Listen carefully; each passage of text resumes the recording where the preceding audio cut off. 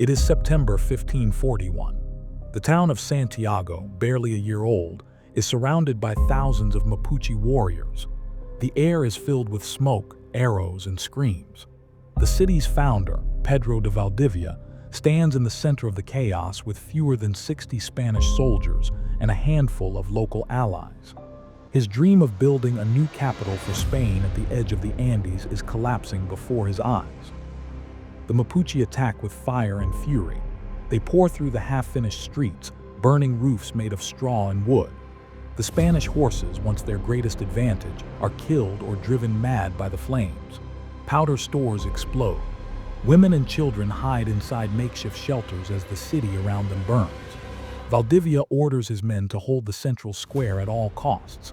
They fight hand to hand, swords against spears, the ground slick with ash and blood. By nightfall, Santiago is nearly gone. The houses are destroyed, livestock scattered, and the defenders exhausted. Yet somehow, the Spaniards survive. When dawn comes, the Mapuche retreat into the hills, carrying away supplies and prisoners. Valdivia looks across what was once a town, now only blackened ruins and corpses. Santiago lives, but only barely. It will take months to rebuild and years before the Spanish can push outward again.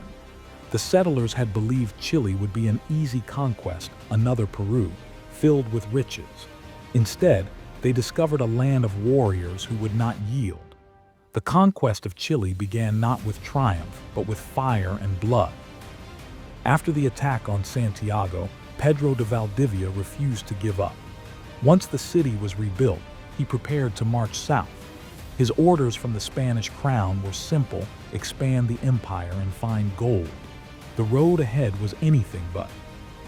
Valdivia's small army of Spaniards, slaves, and indigenous allies set out across one of the toughest terrains in the Americas. To the north lay desert. To the south, endless forests, rivers, and snow-covered mountains. They marched for months, cutting through wilderness few Europeans had ever seen. Hunger and exhaustion followed every step. When food ran out, they boiled leather for soup. Still, the Spaniards kept moving, driven by the promise of gold and the will to conquer.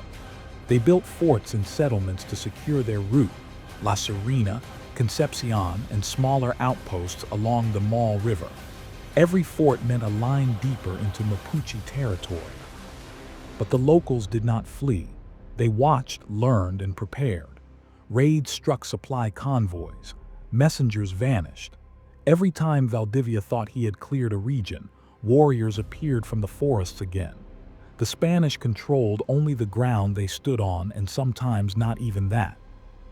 By 1553, Valdivia's forces had reached farther south than any Spanish army before them. They believed the conquest was nearly complete. They were wrong. The Mapuche were ready to strike back, and their counterattack would change the history of Chile forever. December 25, 1553. Pedro de Valdivia rides south from Concepcion with just 50 men. His mission is simple: inspect the fort at Tucapel and show Spanish control of the region. When they arrive, the fort is gone, burned to ashes. The silence is heavy, broken only by the wind through the trees. Valdivia senses danger, but it's already too late. From the surrounding hills, hundreds of Mapuche warriors appear, led by Lautaro, Valdivia's former servant, and the war chief Caupolicán. The attack is sudden and precise. Arrows rain down. Spanish horses panic. The men form tight ranks, their steel armor gleaming in the sun. Muskets fire once, then jam in the heat of battle. The fight becomes hand-to-hand, spears, maces, and clubs against swords. For hours, Valdivia's small force holds out. The Spanish cavalry tries to charge, but is swallowed by the sheer number of Mapuche. One by one, the Spaniards fall. Valdivia's horse is killed under him. Surrounded and wounded, he is captured. His remaining soldiers are wiped out. That night, the Mapuche council decides his fate. Some stories say they executed him swiftly. Others claim they tortured him as punishment for the brutality his men had shown in Chile. Whatever the truth, one fact is certain: Pedro de Valdivia, the conqueror of Chile, was dead. News of the defeat spreads through the Spanish colonies like wildfire. For the first time, an indigenous army had destroyed a Spanish expedition in open battle. The myth of Spanish invincibility was broken. In the forests of southern Chile, the Mapuche had shown that the empire could bleed. After the death of Pedro de Valdivia at Tucapel, the Mapuche people united like never before. Their new leader was Lautaro, a young warrior who had once served as Valdivia's personal attendant. During those years, he had learned the Spanish way of war, their tactics, their use of cavalry, and how they organized their armies. Now he turned that knowledge against them. Lautaro trained his fighters to fight as both warriors and soldiers. They built trenches, captured Spanish weapons, and coordinated large-scale attacks. The war shifted from single battles to constant movement, ambushes, raids, and surprise attacks on isolated forts. The Mapuche struck quickly and disappeared into the forests, leaving the Spaniards chasing shadows. For the first time, the Mapuche controlled all land south of the Biobío River. Spanish settlers abandoned their farms. Supply routes to the southern forts collapsed. The empire's reach stopped where the Mapuche began. Even when the Spaniards sent reinforcements, each victory came at a terrible cost. Muskets and armor gave them power, but every advance left their soldiers starving and exhausted. The conquest of Chile stalled. Spain had taken Mexico and Peru in a few short years, but Chile was different. Its people refused to submit. The forests, rivers, and mountains became part of their defense.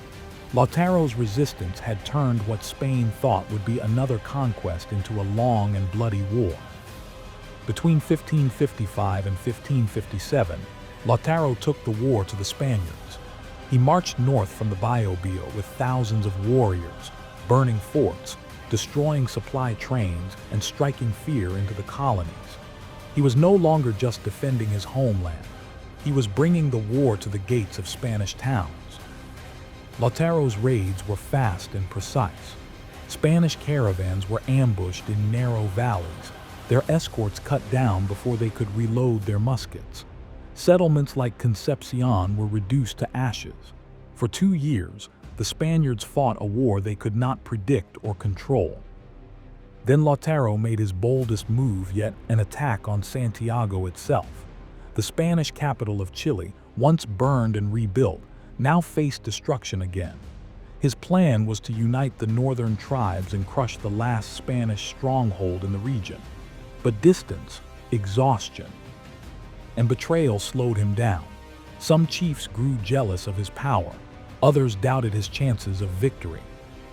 In April 1557, as Lautaro camped near the Mataquito River, a Spanish force led by Francisco de Villagra tracked him down. At dawn, cavalry charged through the mist, catching the warriors by surprise. The camp fell into chaos. Lautaro fought to the end, surrounded by enemies. When he was killed, his body was displayed to terrorize the Mapuche. But it had the opposite effect. Lautaro became a legend, a symbol of defiance and courage. His name was whispered for generations as the man who proved that Spain's empire could be challenged.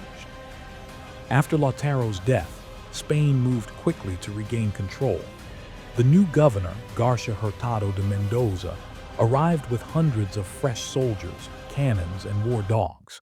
He brought discipline and new tactics to a war that had dragged on for nearly 2 decades. Mendoza ordered new forts along the Biobío River and began a campaign deep into Mapuche lands. The Spanish built roads, cut forests, and forced captured warriors to serve as laborers. They fought 2 major battles, Millarapu in 1557 and Quiapo in 1558. The Spaniards won both, but at a brutal cost. Entire units were wiped out. Victory came inch by inch, and the land they took had to be defended every day. For the Mapuche, the war was far from over. Even after losing their leaders, new Taquis, war chiefs, rose to take their place. They adapted again, retreating into the forests and waiting for chances to strike. No peace lasted long, and no defeat was final. By the end of the 1550s, Chile was locked in a deadlock. The Spaniards held the north. The Mapuche ruled the south. Between them stretched a line of forts, burned villages, and endless graves. The conquest had become a frontier, one neither side could cross completely. After the death of Lautaro, the Mapuche turned to another leader, Caupolicán. He was older, taller, and known for his strength. Spanish chronicles claimed he could hold a tree trunk on his shoulders longer than any man. To his people, he was the Taqui, the war chief chosen to continue the fight.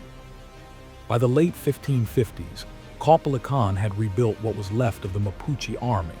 He called the tribes together, urging unity after years of defeat and exhaustion. His goal was not just to resist, it was to drive the Spaniards out completely.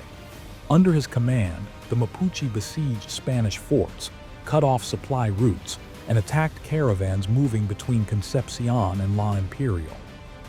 The Spanish governor, Garcia Hurtado de Mendoza, responded with brutal campaigns, burning villages and executing captured leaders. Still, Caupolicán refused to surrender. He tried to rally a final coalition of tribes for one massive counterattack, but betrayal struck first. In 1558, a local ally revealed his location.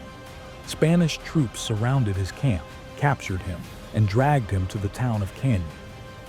There, the Spaniards executed him by impalement, a slow and cruel death meant to break native morale.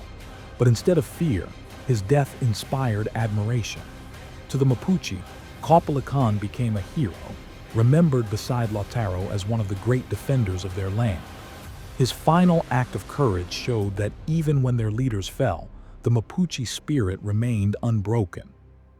The decades that followed turned the war in Chile into something different, not conquest, but endurance. By the 1560s, the Spanish realized they could not destroy the Mapuche, and the Mapuche knew they could not drive the Spaniards into the sea. The fighting slowed but never stopped. The Spaniards built towns, forts, and missions north of the Biobío River. Cities like Concepcion, La Imperial, and Valdivia became centers of colonial power, guarded by small garrisons and surrounded by walls. Jesuit and Franciscan missionaries tried to spread Christianity and Spanish culture, but outside the walls, the empire's control ended quickly. South of the Biobío, the Mapuche held their ground.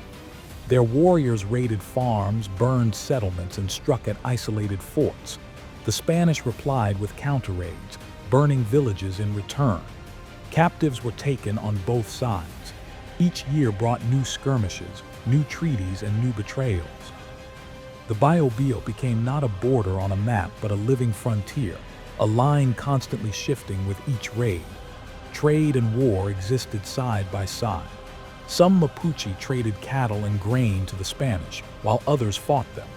Peace treaties were signed, then broken within months. It was a cycle that lasted for generations.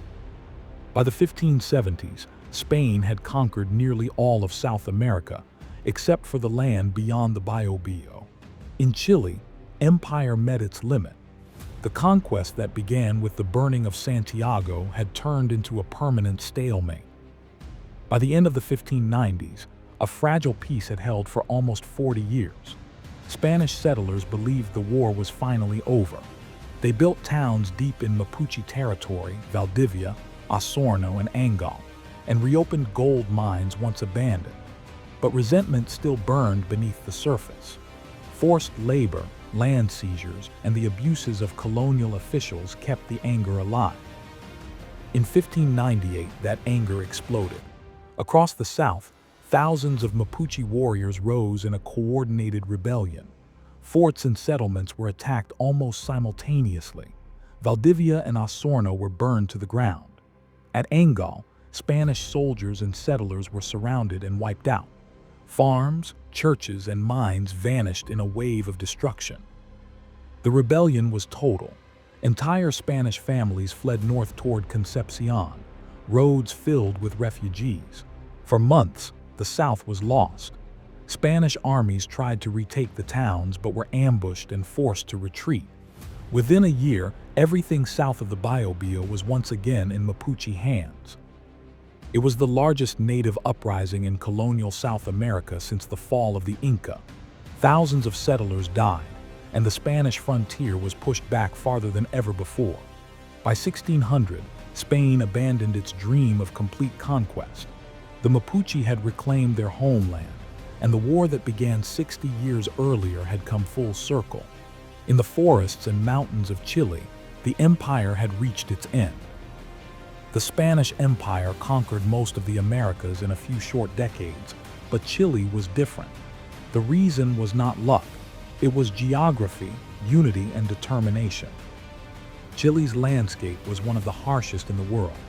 To the east rose the Andes Mountains, to the west the Pacific Ocean, and between them stretched dense forests, icy rivers, and swamps that swallowed horses whole. Roads were almost impossible to build. Every Spanish expedition moved slowly, starving in the cold and trapped by the terrain. For the Mapuche, this was home. They knew every river crossing, every ridge, every forest trail. Nature itself was their ally. The Mapuche were also united by a strong warrior tradition. Unlike other native societies that fell quickly under Spanish control, the Mapuche had no single capital or king that could be captured. Each region fought under its own taqui, but in times of crisis, they came together. When one leader died, another rose. The war never lost its direction because the people never lost their cause. Isolation made Spain's position even harder. Chile was at the far edge of its empire, separated from Peru by deserts and mountains. Supplies and reinforcements took months to arrive. The conquest brought no gold or silver, only endless battles that drained men and money. What was meant to be another victory for Spain became a slow defeat. Chile became the graveyard of conquistadors. The war between Spain and the Mapuche did not end in the 16th century. It continued, in one form or another, for more than 300 years, longer than any other conflict in the Americas. Even after the rest of South America was fully colonized, the Mapuche frontier stood firm. By the 1600s, both sides were exhausted. Spain held the northern half of Chile, the towns, the missions, the mines. The Mapuche ruled the south, the forests and rivers beyond the Biobío River.